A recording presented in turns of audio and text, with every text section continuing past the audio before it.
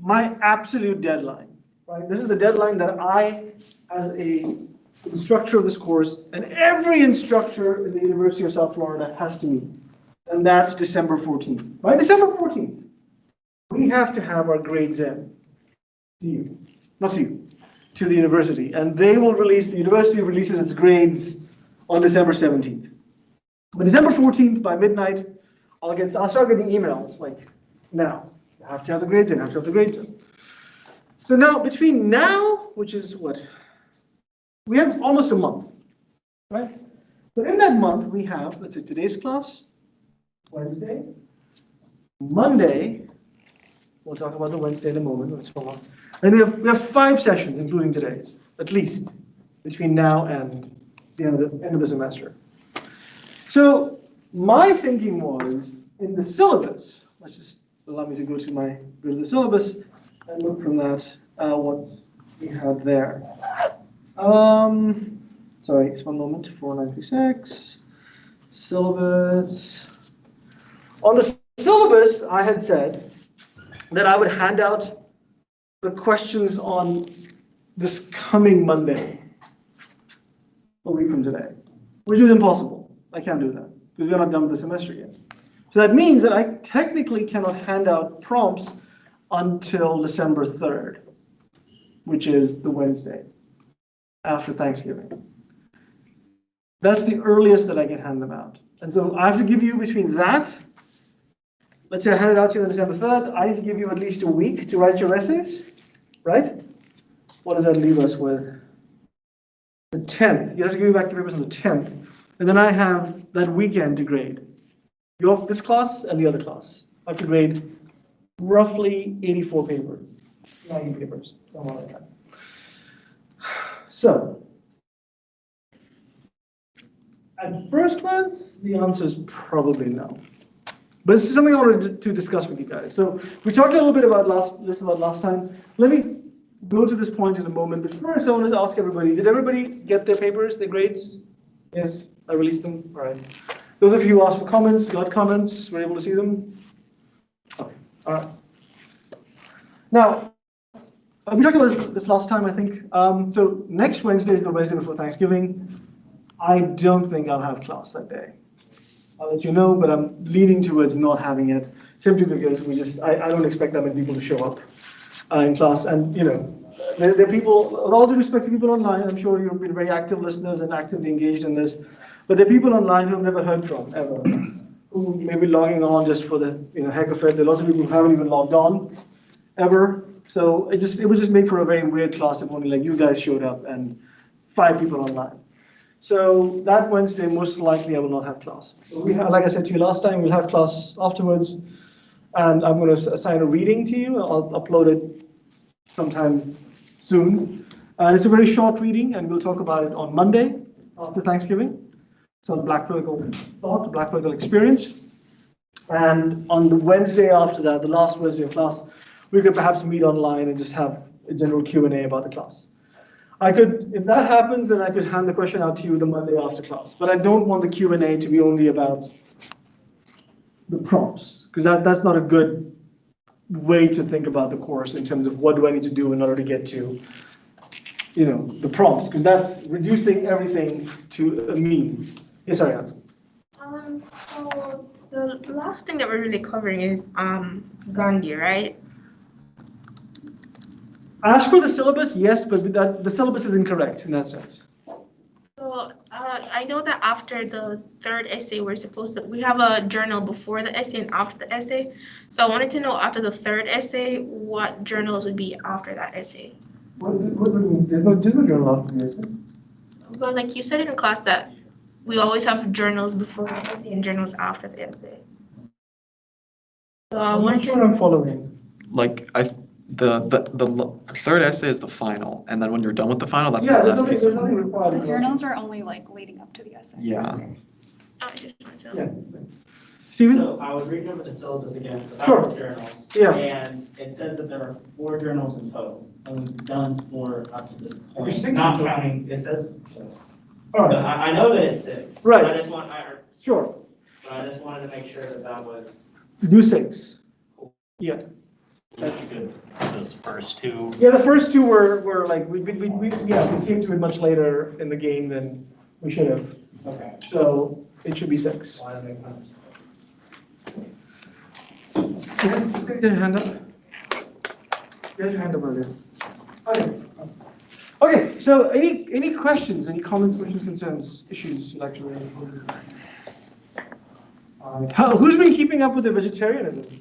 Their Gandhian vegetarianism. One person still. Selma, you're breaking your mom's heart. I've been living off of rice. Living off of rice. Oh. Really? Given? Give up? When did it happen? What happened? Well, it was Saturday, the morning of competition. I had to have my coffee, and I had probably like 5 or 6 coffees that day, and there's no way I could drink 5 or 6 black coffees. So eventually, I just put creamer in the coffee, and that was it. So okay. So in this particular instance, it was the desire for success. Yeah. That basically made you impervious to all ethical objections or even personal sort of tests. Andrew, I presume you went shopping, and the shopping did it for you. Oh no, it was literally before I went shopping. I went to go get a protein bar and I didn't check the ingredients. And then I was just kind of like, oh, it's like a cheat day. And then I'll go back on it. And then the day after I was going out for lunch with some friends, I'm just like, my ethics don't matter. I don't want to do this shit. No, but tell me about what about that? What about that experience? Break it down for us. No, on like a moral level, I feel kind of bad about it because it's like I'm friends with some people who are like climate scientists and all this stuff, and they're talking about, we need to dramatically change the way we eat and the way we get our Right. food. So it's like on a certain level, I do feel pretty bad that I just gave up so easily. I'm not changing my consumptive habits. But at the same time, it's like I'm out with the boys. I'm not gonna like, nah, man, you can't eat this. Tell me about that. Tell me about that experience. What happened? What happened in that experience? We were just trying to decide on places to eat, and everybody wanted to go to this one restaurant. Which was it? I don't remember, man. It was like, let's say Burger 21. Okay. And, yeah, whatever. They have vegetarian burgers there, but go on. And I was just like going through all these places. I'm just like, no. You know what? You guys all want to go there. I'll go there. I'm not going to try and like say, I can't go out because they don't have such and such options or. So it was the desire to not stand out, to fit in. Yeah, they all wanted me to come and I didn't want to kind of like ruin the vibe. So yeah, But what would have happened if it ruined the vibe? I don't know. I probably would have made a greater ethical decision, but No, I'm not. Look, I'm not. Sorry. Let me clarify. I'm not trying to pin you down by sort of saying, why didn't you do something? no, I don't think you I think we are. all failed. I'm just trying to understand the contours of the failure. Like what? Yeah, it was like a desire not to like stand out, I guess. Right. Okay. See, Was it supposed to be vegan or vegetarian? it was vegan, but Gandhi was a vegan. Like he tried to be anyway. All animal products, no animal products. But on the scale of, I imagine on the scale of ethical violations, drinking milk or eating cheese is not as bad as eating an animal, because you have to kill it, eat it. So vegetarianism would not be as bad as full-on meat eating. But I was looking for veganism. Okay, so competition, convenience, forgetfulness, the desire to fit in, all these different ways in which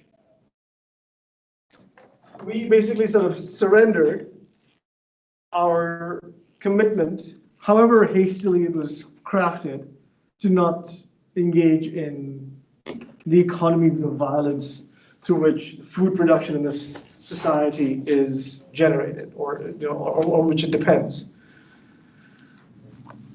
That's fascinating, right? Because the question then is, like, in terms of real political transformative change, if there was ever to happen in our world, how easily would we kind of give in and not actually follow through with the hard decisions? Because I imagine every one of us in this room, I hope if not, then wow, it's going to be surprising for me. But I think everybody in this room imagines that if they were placed at the core of historical struggles about which we have moral clarity today, we think we would all make the right choice. We would be against slavery, we would be against anti-Semitism, we would be for the rights of women and children, blah, blah, blah. All the wonderful things that we're supposed to do. The question is, would we have? Really? Billy? I think there's a factor of like community as well within it. I think that the independent structure of having to do it yourself is a little different. Like, I've gone my whole life without eating pork because I'm Muslim, and that isn't really that much of a struggle. But this is, I think, because there's not that like community background behind it. I think that if it was a concerted and widespread effort to make veganism more normal, I think it would be a lot easier for the general populace. Andrew? Well, I think to kind of go off your point, I mean, there's that big like climate conference in Glasgow last week, and they were talking. 26. Yeah, and it's like they were basically just lying to themselves, saying, we can reach 1.5 degrees Celsius of warming. And then all these people were saying, it's like, no, we have to have like dramatic shifts in the way like we produce and consume stuff. And then immediately, like on Twitter, it's just like a million people quote tweeting. It says, no, it's actually wrong to say that we have to change any of this. We can put a carbon tax and we're going to do everything. And so I think to kind of go off your point, the fact that there's like, it's not a unified thing. It's like people are still putting up kind of like resistance to it means it's not going to be that successful in the context of veganism. I was gonna say, I think for me it was easier because I did kind of have that community aspect. You did have the No one in my family is vegan, but a lot of Arabic food is vegan. Sure, So it made it easier for me to eat things that I would normally eat, right. and not having to like sacrifice a lot of the things that I normally eat. So it wasn't that much of a change. All right. How long do you plan to continue with this? Oh, I have to? No, I'm asking.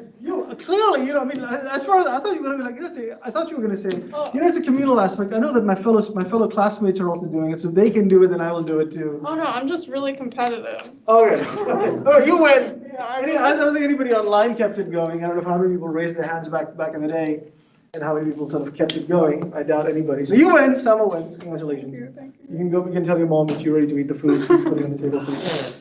But the larger point, I think that Gandhi wants us to recognize, and I think I was trying to make with this whole experiment that I think Thoreau wants to make as well, is that there are actual sort of sacrifices that are involved in political struggle. There are actual sort of accommodations with discomfort that we have to make in order to sort of have any kind of ethical, what's the word I'm looking for? To be whole ethically is not just a statement of intent. It actually requires action, and action oftentimes gets waylaid by a whole series of things that intrude upon us and ask us to accommodate our intentions to the reality of the world. And so when we are, trying to be cool, we're competitive, but all the competition works in different ways. When we like the communal structures to support our decisions, we, in a way, sort of give into convenience over our supposedly, in this case, externally imposed, of course, ethical obligations. It would be interesting, however, if are there any vegans in this room, just generally? That would be interesting, right? Because in this case, you could always make the argument that the ethics of this experiment were externally imposed. You didn't actually innately sort of feel compelled not to, consume animal products, and therefore convenience was never a real danger. It's sort of like the experiment proves nothing. But it'll be worthwhile to think in terms of your actual ethical commitments, how much you stick to them when you're faced with inconveniences. And Gandhi's larger point, I think, is that the inconveniences that we face are the product of us having bought into the goods that are provided by modern civilization. And his fundamental point, just to do a quick recap, is that modern civilization invites us to treat everything as a means to some end, as a means to an end that we have determined for ourselves, that we have decided for ourselves. And that lack of distinction between means and ends, where everything becomes a means to some end, is morally corrupting, is destructive of the very thing that supposedly, in the case of the Indian independence movement, the reader is fighting for, right? So just to give you the recap, the reader is saying, let's do what Japan did. Let's do what Italy is doing. Let's become like them and have a transformation in our economic and social and political relations such that we have the power to then overthrow the British. And Gandhi says, well, if you do that, what you're basically saying is you want to remove the British, but you want to maintain their structure. That is not emancipation. You've just, you've kept the tiger's nature, but have changed who's riding the tiger. But the tiger is going to devour you. And that's not what emancipation looks like. So you must make a distinction between the means and the ends, because in this particular instance, the means of modern civilization, of the industrial society that Japan has, that Italy desires, that the reader desires, that itself will wreak havoc in the social relationships of Indian society. And such that at the end of the day, the country that gets independence will look nothing like the country that the reader supposedly is fighting for. And so we cannot be immune or insensitive to how we use certain means towards our ends. And that's, that creates problems. And we can talk about that a little bit with respect to this guy, who we might come back to a little later. The other thing that Gandhi wants to say is that independence, that the kind that the reader wants, political independence, is very different from Swaraj, self-rule. Let me just write this here so you can remember. Self-rule is actually control over the very desires that modern civilization feeds. It's to learn to control ourselves, that comes before formal independence. Formal independence, someone tells you, hey, you're free to be, whatever you want to do, but you don't do anything other than what your colonial master was doing. That is not freedom. Independence is not that. Independence is learning how to rule your own sort of self. So one of the things that Gandhi did, he doesn't mention this in this book, but he mentions it in his autobiography, is that he, at one point in his life, he says, the human palate is a window to, or a doorway to slavery. Quite literally, he says, I think our desire for trying new foods and trying new things and trying new pleasures actually leads us further and further into becoming enslaved to the supply chains that make those things possible for us. So we must somehow step away from that and learn to rule ourselves. And so Gandhi says, I'm going to try to experiment with eating only 5 things, 5 foods. I think he picks almonds, he picks, grapes, something very simple. And if those of you who've seen a picture of Gandhi can tell he's not he's no Arnold Schwarzenegger running around in his prime. He's the very antithesis of that. He says 5 things, that's all I want to eat. And he said nothing in his life had been harder. Nothing. He'd gone to jail, he'd sort of, starved. He's fasted in protest. We'll talk more about that later. But nothing was harder for him than giving up all the variety of things that are there in the world to eat. Just eating those 5 things. Anyone read or heard of this guy, Salman Rushdie, novelist? Mm-hmm. Salman Rushdie wrote a book called The Satanic Verses, for which the Ayatollah Khomeini launched a fatwa against him, a death warrant, awarding anybody who killed him $1 million. And Salman Rushdie went into hiding, and he was hidden by the, I think, MI5, whichever is the local domestic intelligence agency of the British. And for several years, he was in hiding. And one of the things he had to do every week was he had to decide what foods he was going to eat that week. All his foods were prepared by MI5. And after the fatwa was rescinded and he came out into the world and sort of was no longer in hiding, he said there was nothing harder for him. He lost friends, he lost, his editor was killed. The guy suffered a lot. But he said nothing was harder for him than knowing exactly what he was going to eat that Wednesday night for 10 years in a row. It could be, beef Wellington or whatever, imagine, or lobster tail, whatever your idea of delicacy is. He said that was the hardest thing for him, to know in advance that on this day he's going to be eating this food. Matt, you seem surprised by that. I'd love some beef Wellington at the moment. That sounds very minor in comparison to like your friends getting murdered and stuff. Sure. I mean, that doesn't seem that bad. So why do you think he said that? I mean, he's not. Let's allow for the fact that Salman Rushdie is not an idiot. Why did he say that? I don't know. I mean, the things that keep me up at night are the people I've, seen die, not the food I haven't eaten. It seems strange to me. I'm sorry. Right. Anybody else find that strange? That for 10 years in a row, you know exactly what food you're going to eat every day of the week. You can never be like, you know what? Let's change things up. I'm going to go and get some Chick-fil-A tonight. I love meal prep. I'm weird. I don't know. Excuse me. I mean, I like meal prep too, but like, I get why that would be hard because like, you would know what you're gonna get, and it's sort of like, to me, it just sort of sounds like being enslaved. Like, you don't have any other choice but to eat what you said you would eat. Like, Right. there's no other choice. That's all you can eat. So I think that would be hard. Yeah, I mean, I get your point, Matt. Mercedes? I mean, I don't really think that it's about the food when you say it. I don't Right. think I don't think it's him being, I think it's a very minor thing, but it's reflective of like a way of life in Right. which you'll never have any surprises, you'll never be able to enjoy any meals.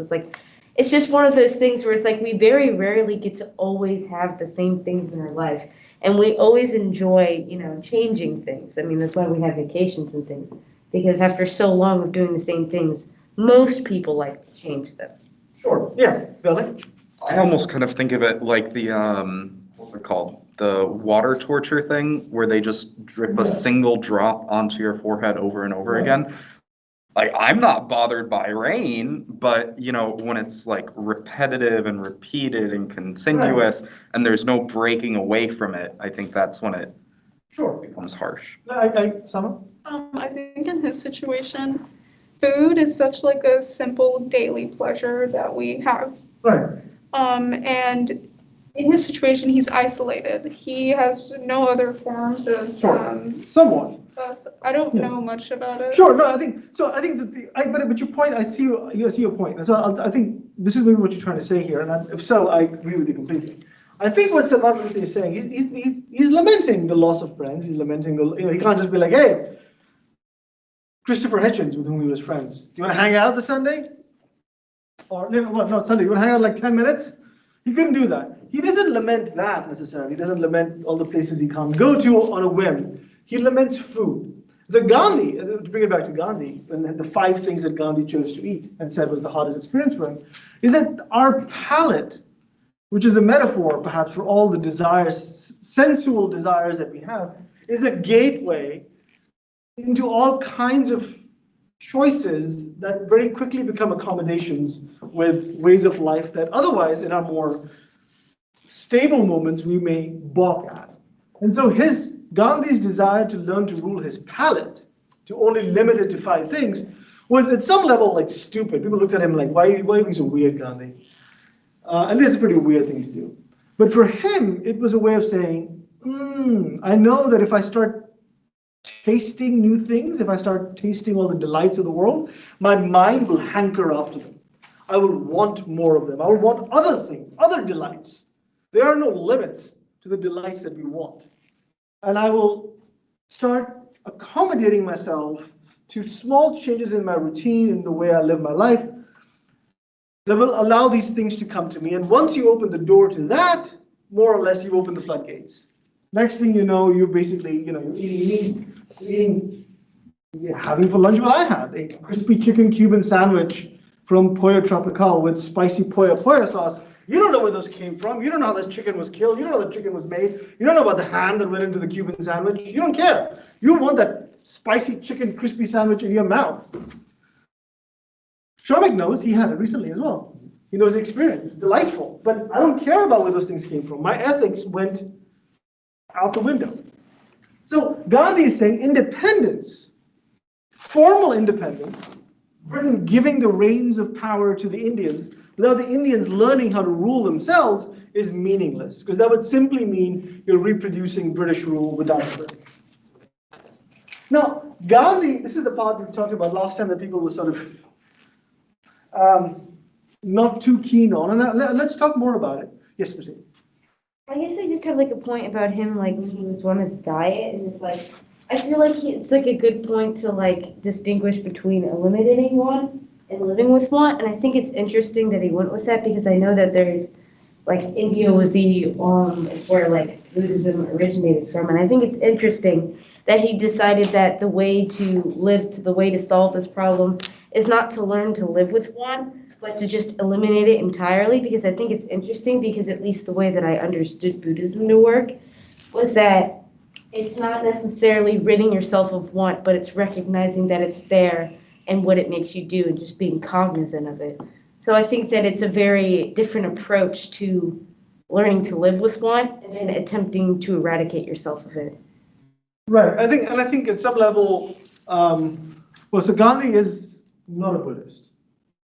Right. So he draws ideas, I think, from Buddhism, but I think his larger concern or his more greater inspiration is this religion, which grew in India at the same time as Buddhism, did not spread outside India the way Buddhism did, but I think this is it folded itself more sort of concretely into Hinduism than Buddhism did. But so that sort of is his way of proceeding. And it's a concern with, and we have to talk more about this in a moment, with violence or non-violence, in a way that Buddhism is not as concerned with it. Jainism is supremely concerned with it. We'll talk more about it in a moment. Yes? Correct me if I'm wrong, but he also really liked the philosophies of Jesus Christ. Oh yeah, he loved. So I think what Gandhi is doing, he's picking and choosing from different religious traditions, philosophical traditions, political traditions, and he's sort of creating this amalgam, which we're trying to sort of parse and separate. Okay, so Gandhi, we talked about this last time, thinks modern civilization, as we understand it, is a form of life that is concerned fundamentally with bodily welfare.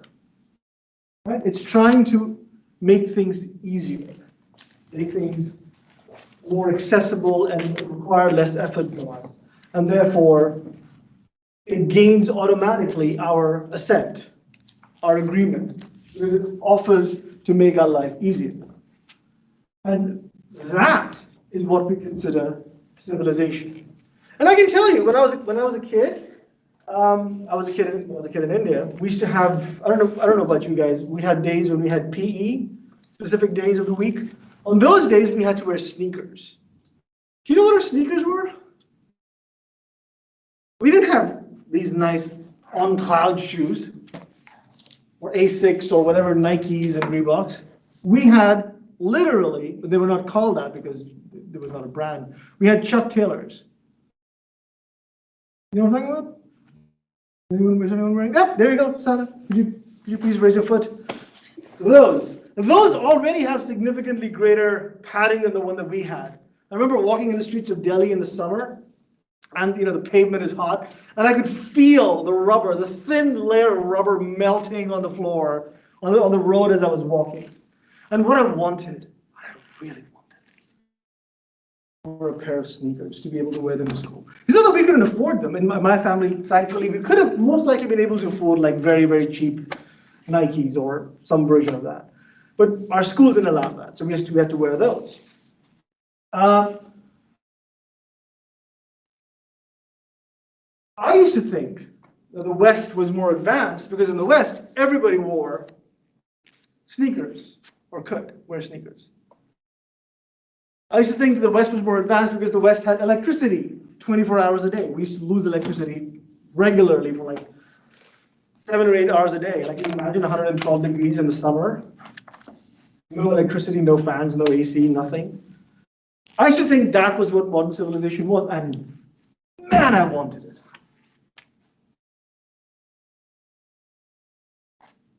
Well, the trick that modern civilization understood in that way performed supremely well which I as a child could not understand, and most people, most of the times do not, is that it pushed the cost of delivering those things elsewhere. So take electricity generation in this country.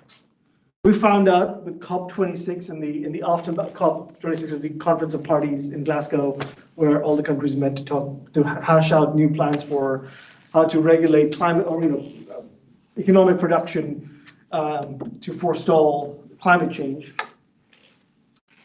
We found out that many of the mechanisms that we had put in place in the past, such as carbon offsetting, were actually more polluting than if we had not done them.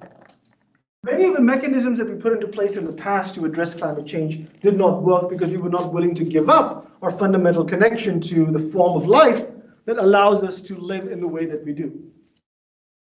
In the 1970s, 80s, 90s, this is before most of you were born, when I was growing up, when climate change wasn't as directly felt in the way that it is already being felt around the world now, I was not willing to face up to the fact, and I would have denied its existence, that the modern civilization that I wanted and I thirsted for was bought on the backs of future generations. My own child's generation probably will suffer the effects of climate change much worse than you will, and your children, if you have any, will have it much worse than her, and so and forth.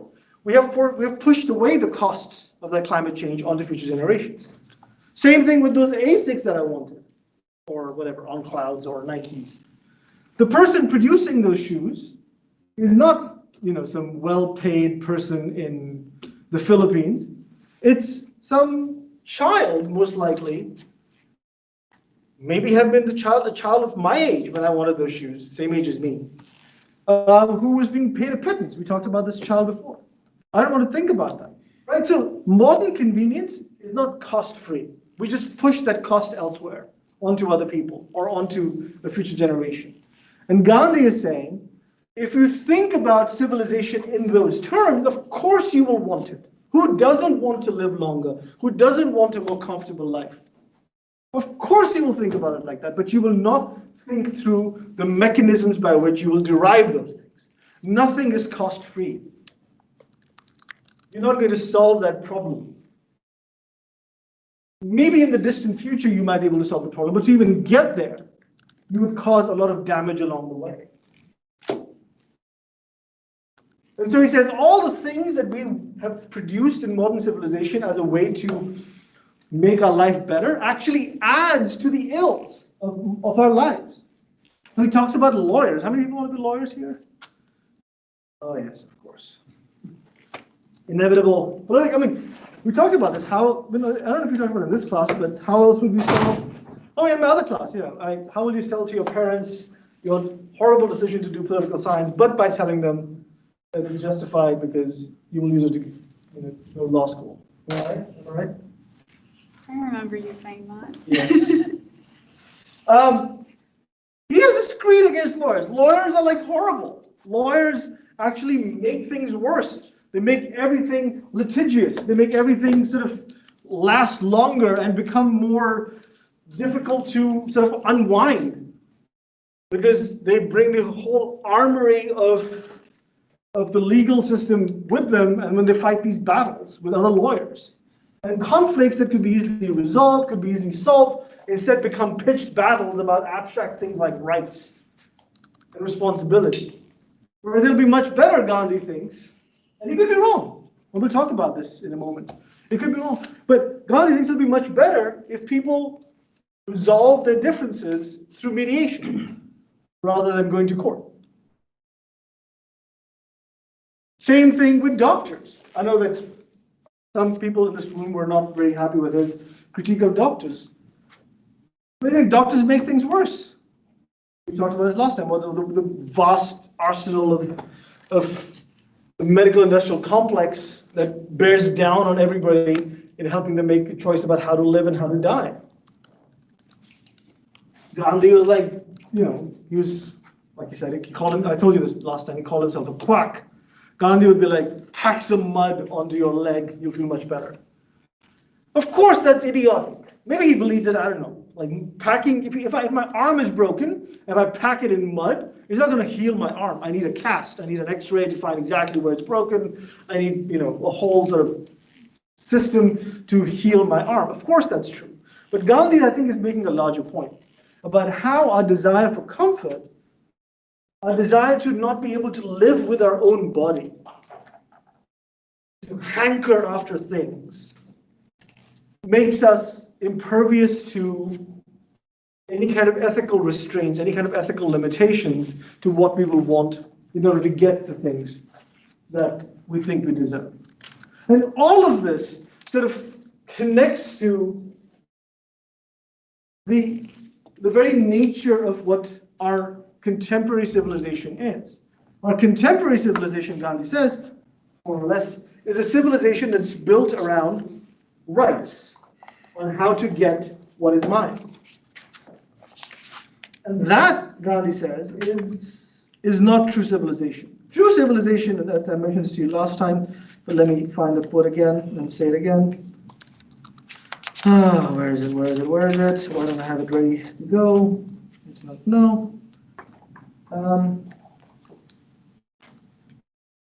Anybody? What is true civilization? Got the page number ready? Let's see.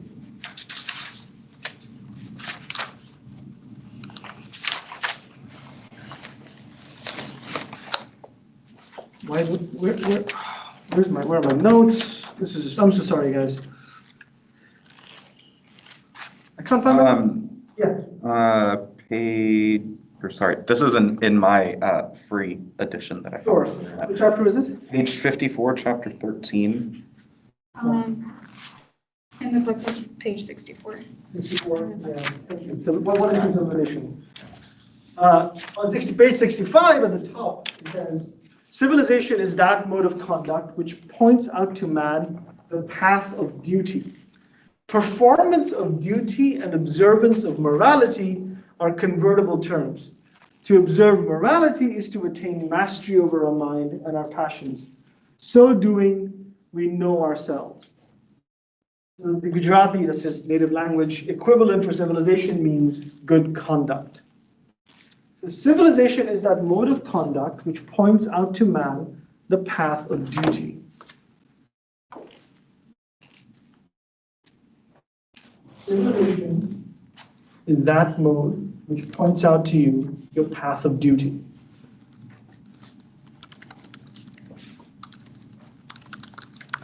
Let's ring Gandhi through the works to see what comes out in the end.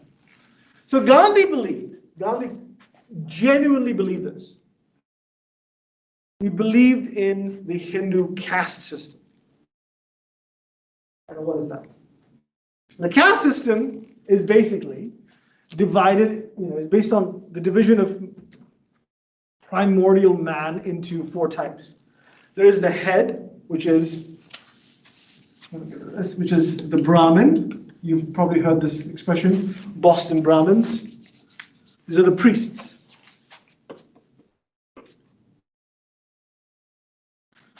Now the next are the Kshatriyas. These are the warriors. The next are the Vaishyas, and those are the traders. And finally, they are the Shudras, and these are the servants. And below or outside all of them, underneath them, are the untouchables.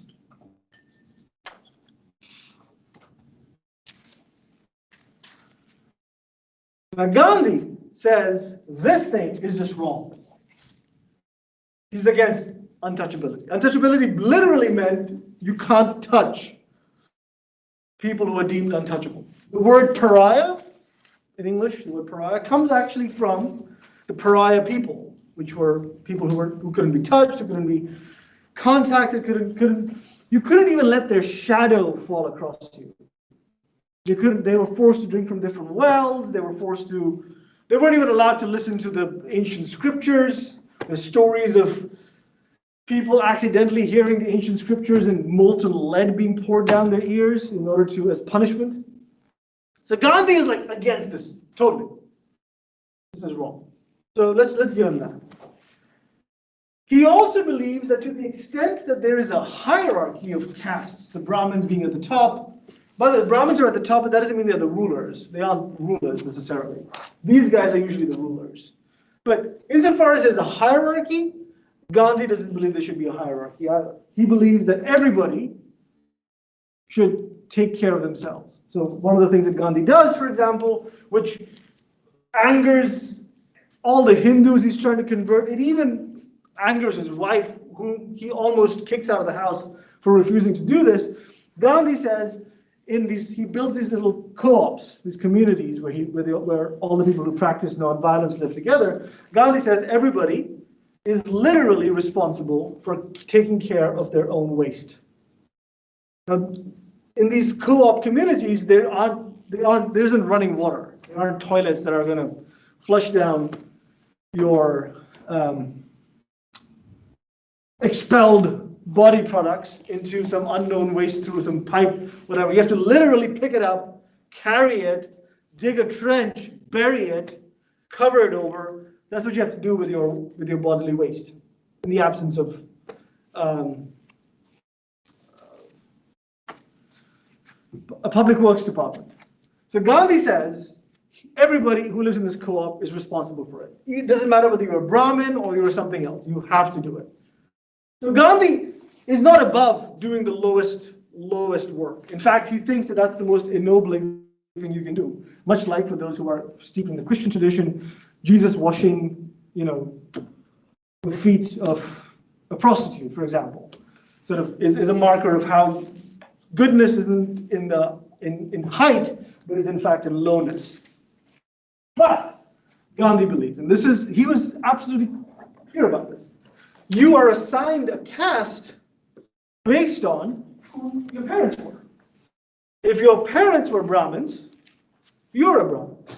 If your parents were Shudras, you're a Shudra. There is no intergenerational mobility in the caste system. And Gandhi thought, that's okay. That's fine. If your father was cleaning drains, then you should be cleaning drains too. That's how it should be. In fact, you cleaning your drains, or the drains of the society in which you live, or the city in which you live, with honesty and with a commitment to your craft, that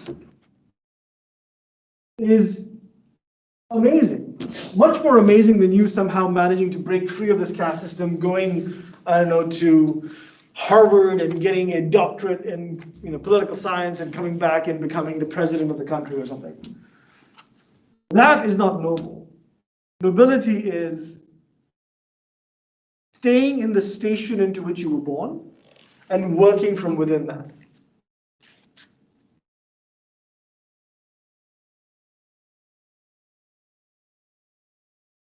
Well, that shouldn't settle easily with us, right? How many of you are like, yeah, that's cool? Anybody? Anybody okay with Gandhi being okay with the caste system? It's sort of antithetical to our Western notions of equality and freedom. It's like completely not even close to being the same thing. He also says that civilization has a moral duty to do certain things, and in our sort of freedom-obsessed culture here in the United States, it's sort of hard for me to hear that. I can hear it, but to me, being able to choose my own freedom and choose my own destiny is more important than some sort of abstract obligation of duty. Not to say that's not important, but that's not people's primary mode of going around in the world. I think Gandhi's kind of right about that in more ways than one. But it's hard for certain people who just have a rational sense of self-preservation to then say, I have a duty to something else, Okay, no, I get what you're saying. I hear what you're saying. But nobody wants to defend Gandhi on this? Ariana, you shook your head no. Why? Um, I just think the system would fail because I think like most of these theories that we're seeing, I think a lot of these people kind of forget that humans are humans. And that even if you have this system, there are people who are still going to abuse the system and not make it the way that Gandhi would have wanted it.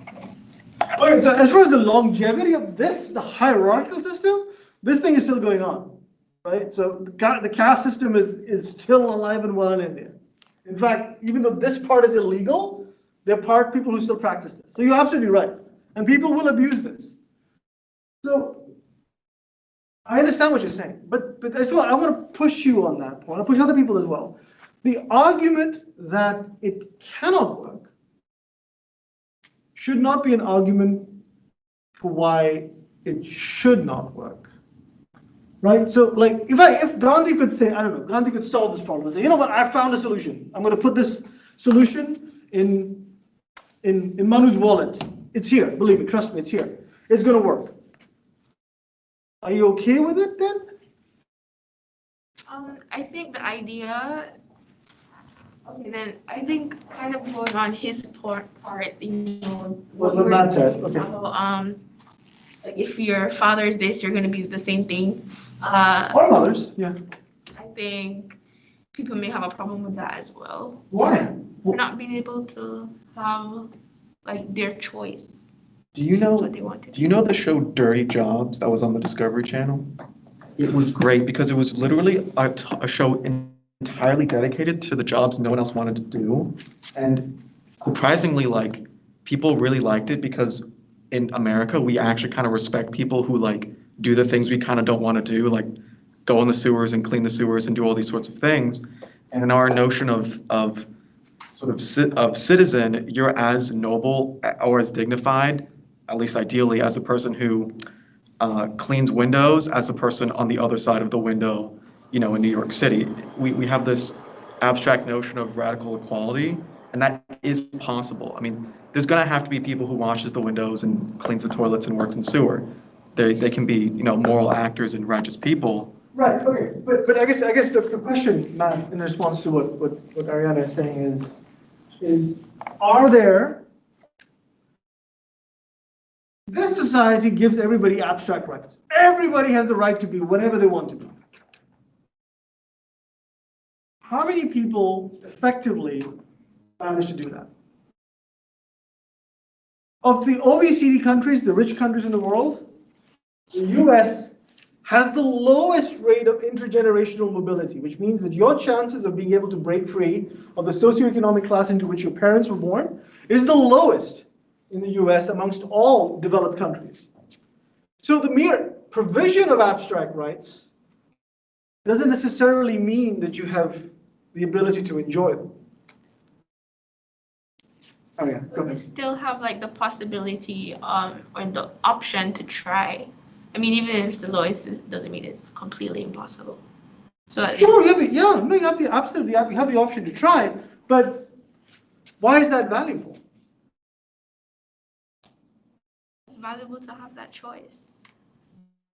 Why is it valuable to have that choice? Because it just is. Okay, okay, all right. One second, Christopher online, do you want to jump in? Yeah, I was wondering about Wait, Christopher, slow down. First of all, slow down and speak into the mic. Sorry, can you hear me? Yes. I got that. When you said that you, Christopher, I think hard time. okay, Slowly. when you say one, I guess fires kind of is noble to see.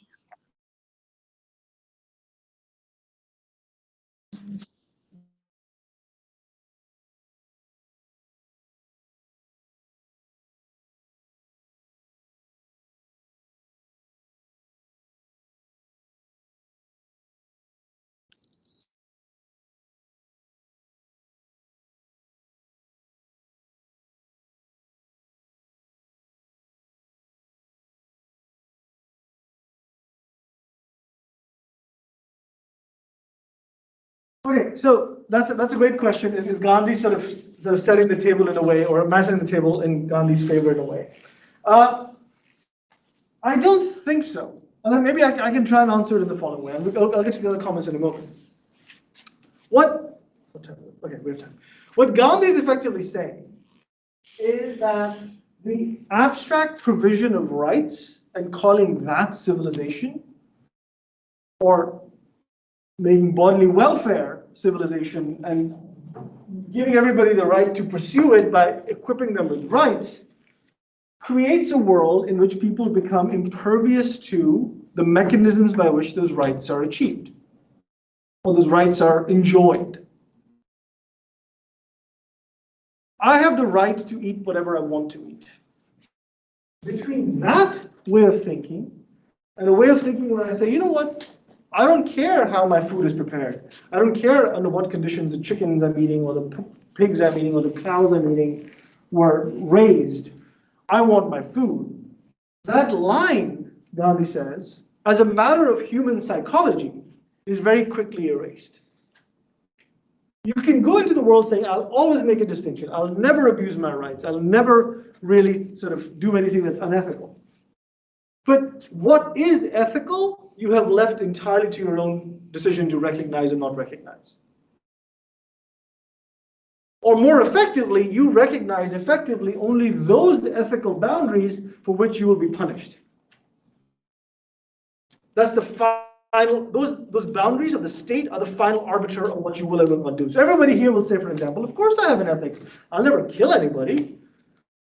Sure, I'm glad I hope that's the case for everybody here. Well, the reason why most of us will not kill anybody is because we're afraid of being punished by the state for killing someone.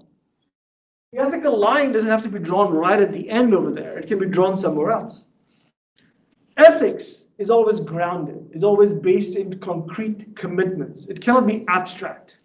And Gandhi is saying this, when you are born in these ways, in these places, that's where you're thrown into the world. And that's the place where you start learning your ethical commitments. No one life is better than the other.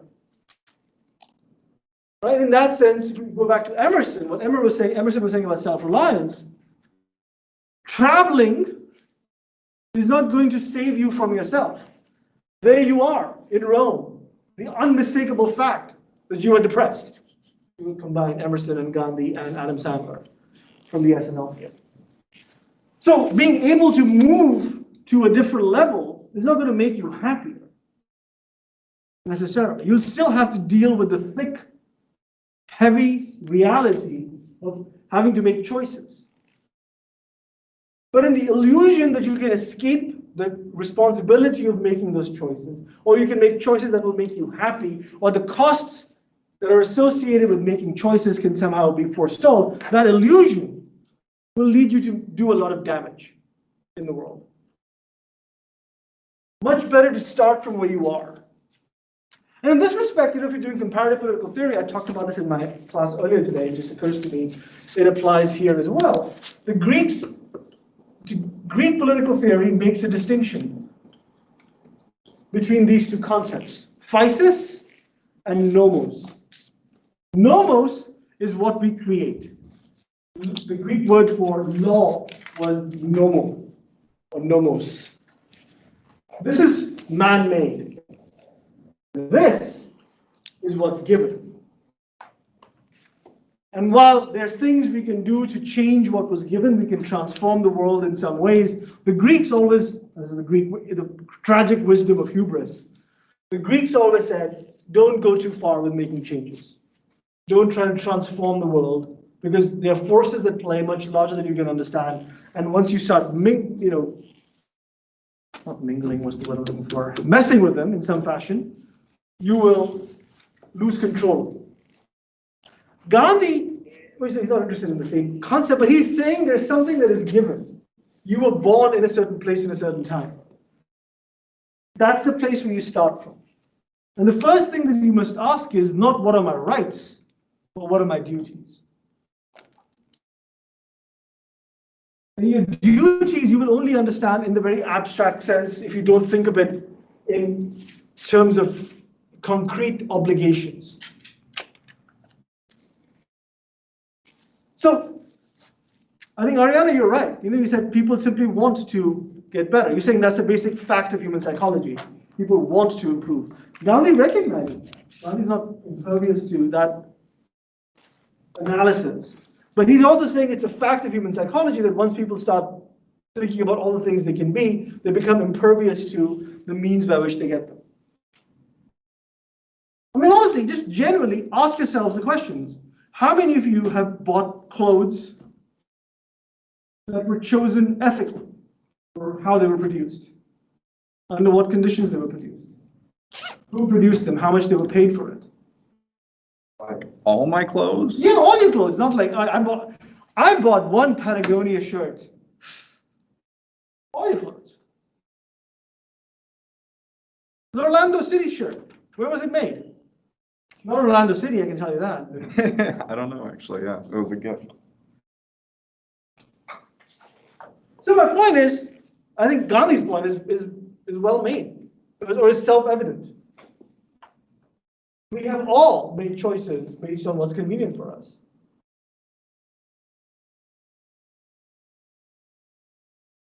Civilization, he says, demands something else, starting from a different point. Starting from the point of what we owe other people, not what we can take from them.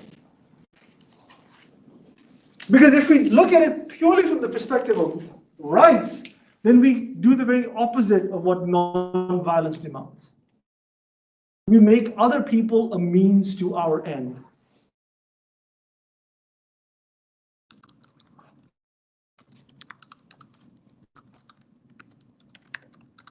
So when Gandhi is the paragon of non-violence, right? He and Martin Luther King Jr. and I suppose Jesus Christ sort of bandied together are sort of the patron saints of non-violent resistance. The interesting thing about Gandhi is, and this is where I think it gets interesting in a way that a very surface level reading of Gandhi does not do justice to him. Gandhi is a very careful observer of violence, of how it operates. Because violence is not just about, don't bash someone on the head to get your way.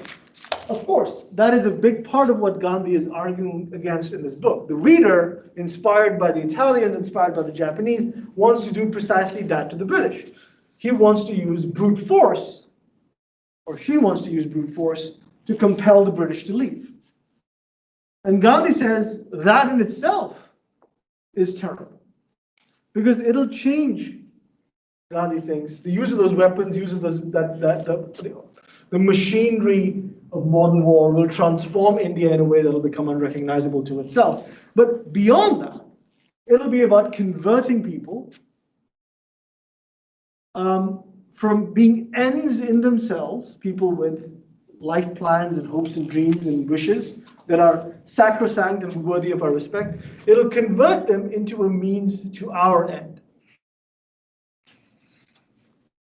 So let's just think about that for a moment, because that's a concept that is very important in moral philosophy, but I think has a place in Gandhi's thinking as well.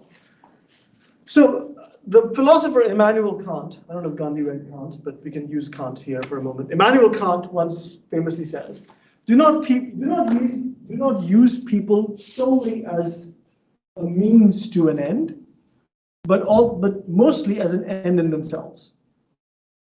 I completely butchered that. Let me just. I think you got it. I did, but I think I also.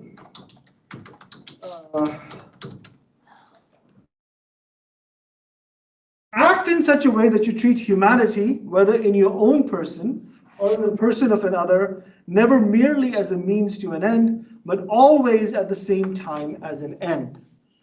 So this is a very complex concept. There are literal books written about these two lines and what Kant can mean by them. So I cannot do justice to the entirety of the complexity of the concept, but here goes. Kant says, don't use people as means to an end. So when you go to Publix, for example, and you ask someone who's stocking the shelves, hey, where can I find, I don't know, charcoal for my grill? Right? In that moment, I don't particularly want to have a deep, meaningful conversation with the person stocking the shelves in Publix about the meaning of life for that person. I want simply directions on how to get to the aisle where I can find the charcoal. So I am sometimes using people as a means to some end, but I cannot use him only in that way. I must recognize him also as an end in himself. So I must recognize that this person who's stocking shelves in Publix has a life story, has a certain plan for him or herself about what they want to do in their lives, why they're here, who they care for, who they, want to become. I must respect that part of them as well. So for example, to use that concept, to move it from Publix to slavery, for instance. Slavery, whether ancient slavery or modern slavery, operates in complete contradiction to the Kantian idea, which is it treats people solely as a means to the end that the slave owner has determined. Right? The slave owner uses the slave as an instrument, as a tool to get what the slave owner wants. In so doing, the slave owner violates the humanity of the slave because he does not recognize that the slave could have an end in him or herself. Gandhi is saying that violence works in very insidious ways. And one of the insidious ways in which violence works is by making us convert other people to a means to our end. We convert other people's desires, other people's wishes, as merely a resource that we can use or a resource we need to control in order to get to point A, from point A to point B. And that movement from point A to point B is a movement that we have decided and imposed upon the world. So when we buy clothes without thinking about who made them, under what conditions they were made, and how much people who made them were paid, we are basically saying we don't want to know about those people at the very least, and if we do, well, tough luck. At least they're getting paid the $2 a day that they weren't getting paid before. We act in a violent way against those people. Even if our violence in this particular instance does not mean going and bashing them on the head with a truncheon to get our way. We simply pay the people a wage by buying clothes at a certain price, who then hire other people to go and beat these workers on the head with a truncheon, so that they can produce clothes at a cheap rate, so that we can continue buying them and enjoying them, and not think about our immersion in supply chains that are premised on extractive labor. So Gandhi is very attentive to the ways in which violence works. The other part, he said, in response to violence, he said, is our reaction to it should not be violent. We shouldn't respond to violence with violence. This thing is easy enough to understand. In fact, I don't know if you knew this, but in the US, for example, for the civil rights movement, the people who were selected to go and do sit-ins or march across bridges or do various acts of civil disobedience, they weren't just like random people like, all right, everybody who wants to be part of this civil rights movement, come on, let's go, let's march. They were actually selected and trained to not respond. I think, let me see if I can, it just occurs to me, I saw a video for this and I wonder if I can find it right now.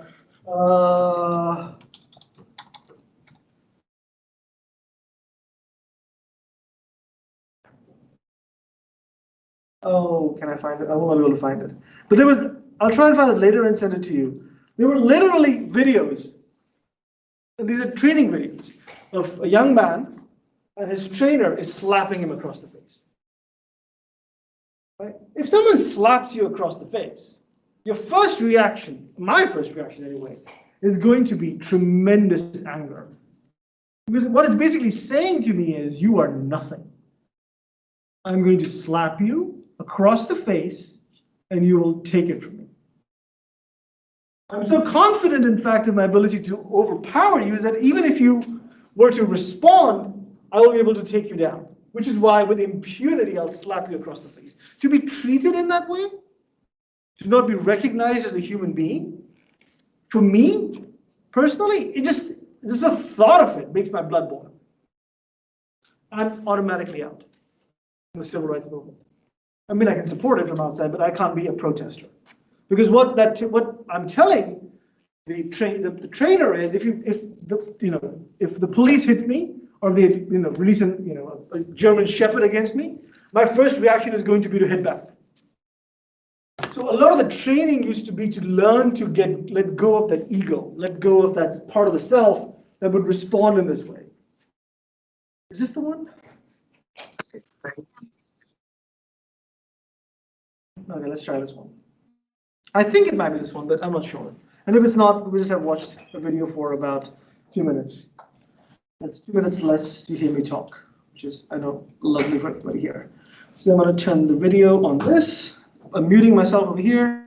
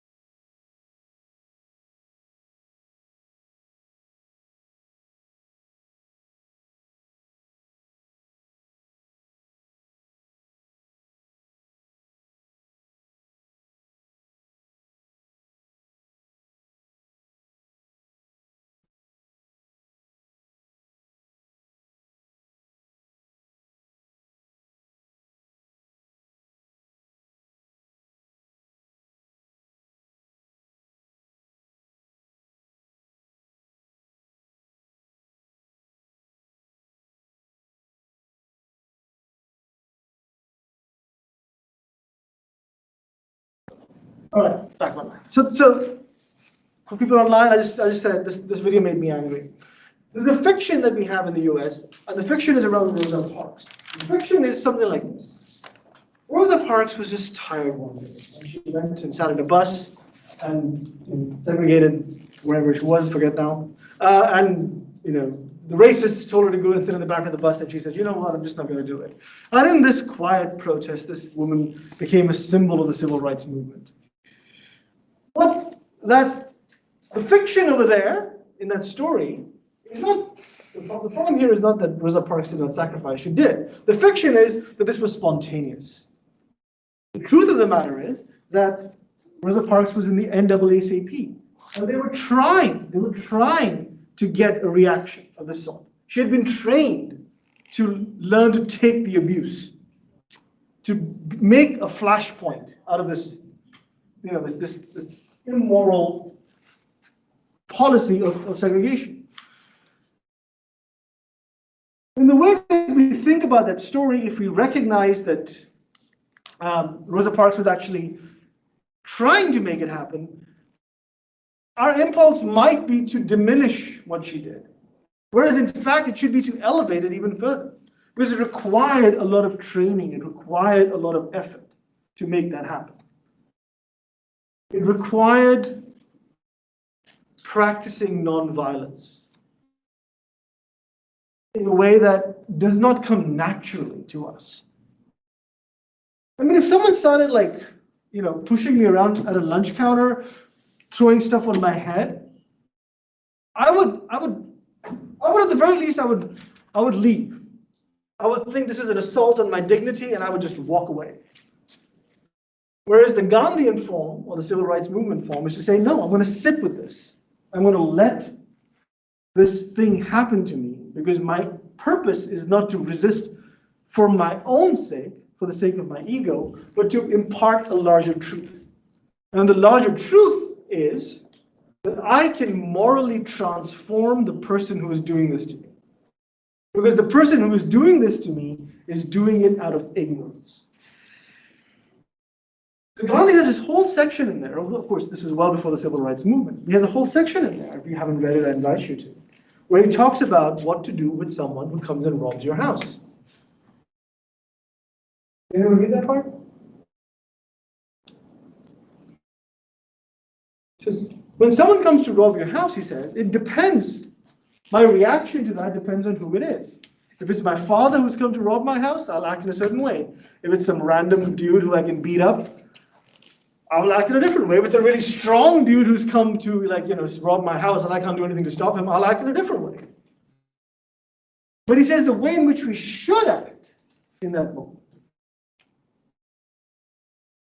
is to make our house an easy target for the robber.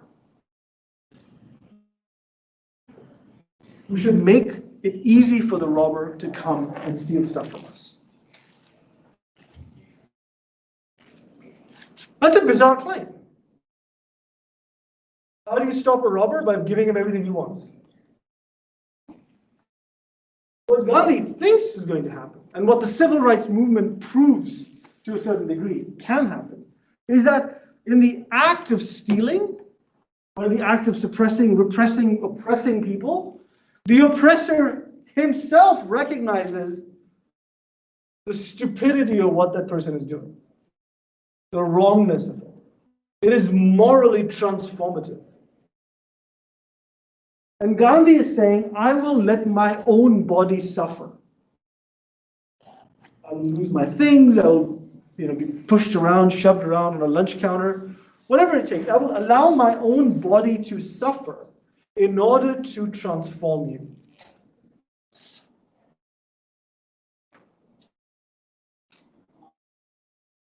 That's a really powerful claim.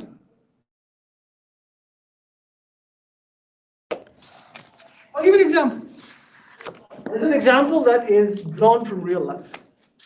So in the year 1947, India finally gets its independence.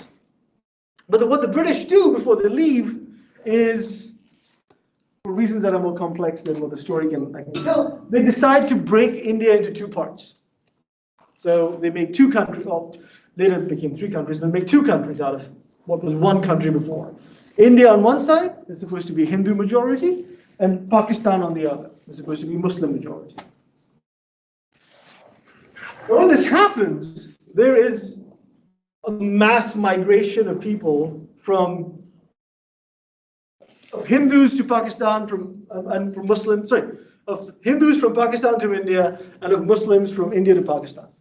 One of the largest migrations in the history of the world. We're almost out of time. But they're also accompanied with massive riots. People are just getting butchered on the streets. Butchered on the streets. There are dead bodies everywhere. Trains leave from a city in Pakistan. By the time it arrives in India, it's full of dead bodies. Trains leave from India to Pakistan. By the time they arrive in Pakistan, everybody is being killed. The most brutal, heinous killing imaginable. My grandfather's best friend turned on him. Or my grandfather turned on him. I don't know what the story is. I heard the version where he says he turned on him. Friends turned against each other. Neighbors. Just mayhem. 3 or 4 million people died at that time. The city of Calcutta, now known as Kolkata, is seeing the worst of the riots in 47. Gandhi goes there and says, I am not going to eat or drink water until the violence stops. A violence that has taken the lives of millions of people comes to a screeching halt. Because everyone is terrified of the sacrifice this man is about to make.